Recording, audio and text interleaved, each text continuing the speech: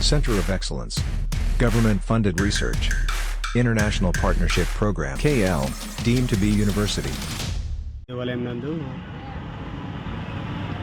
నిన్న అంటే రాత్రి మళ్ళా హుండీ బ్రేక్ చేసి హుండీ డబ్బులు అనేది ఎత్తుకపోవడం జరిగింది.